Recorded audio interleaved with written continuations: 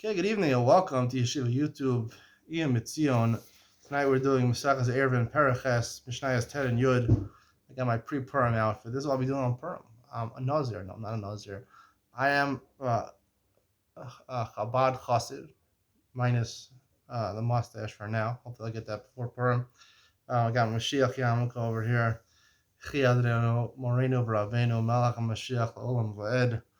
The Baba Rebbe is the Mashiach. At least on Purim is the Mashiach.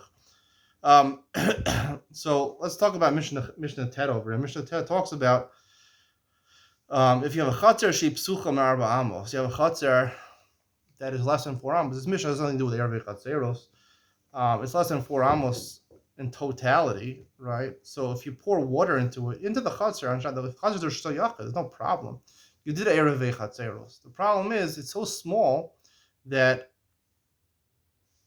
the water, right, that you're going to use on Shabbos, even if you pour water, right, you might use it for something on Shabbos, but there's a small area.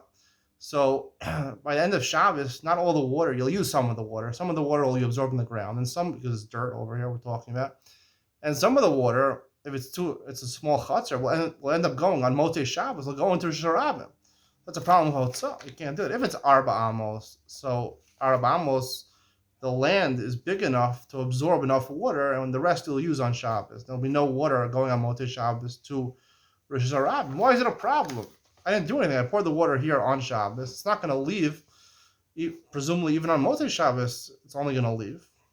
Presumably, that's the case included in the Mishnah. So, why is that a problem? The answer is, it's a big discussion in the postgame. They talked about, let's say you put the seeds in the ground and a plant grows after Shabbos, right? You're not allowed to do Zoreya, you're not allowed to plant something on Shabbos. What if you put the seed in on Shabbos and it grows? Plants don't grow right away, right? Let's say, for example, you start heating up water or you start cooking meat before the end of Shabbos, right? At Shalosh Shudas, you're cooking meat, and it doesn't reach shlish bishul, Michael ben Drusai, a third of it's cooked.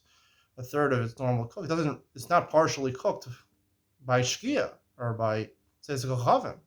So you started the malacha before Shabbos, but the actual cooking didn't happen. So that's a question in the poskim. It's zivig machlos and achronim whether you actually chayav. A lot of achronim hold that, right, you have to not just do the ma'aseh, but the totzah has to actually happen. The goal has to actually be accomplished. The bishul has to be on Shabbos. The plant growing has to be on Shabbos.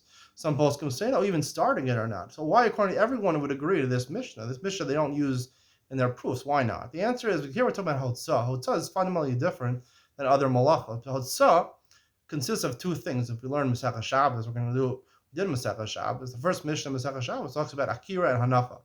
Right? In order to transport something from Rosh Hashanah to Rosh Hashanah, you have to pick it up in Rosh Hashanah and transport it to Rosh Hashanah and set it down. It's Hanacha, you have to place it down. If you don't stop in Rosh Hashanah, you didn't do anything yet.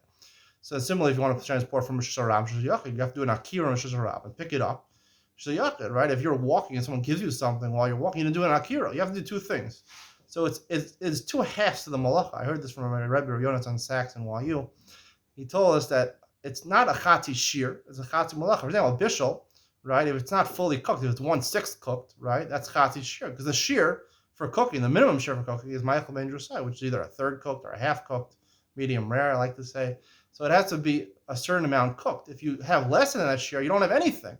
Chati shir is nothing. Chati shir, right? Maybe aser, it's machlokas, Reish Lakish, Rabbi Yochanan, Masechas Yuma, whether that's also midrash and the Rabbanim, but it's for sure not a malach on Shabbos or you chayav achatas for, or you chayav kares for. But here we're talking about Hotzah. It's 2 parts to the malacha. So it's a chati malacha. So because I poured it in, and pouring in is an akira, right? I'm picking up the bucket of water and I'm pouring into the chatzar. That's an akira. Because an akira, so I'm doing the akira on Shabbos, and the hanacha is happening after Shabbos. I did half the malacha. So there, it's chati shir. I don't have anything because it's missing the shir. The shir is the critical part in terms of the malacha. But here I already did half the malacha, so just completing the malacha after Shabbos, everyone would agree you would be chayiv in that case. That's why the Mishnah is worried if your chatzar is not big enough, it's not 4 amos. Otherwise, the water will leak out on Motzei Shabbos and you'll be chayiv according to everybody. Hope you enjoyed tonight's shir. See you in the next one.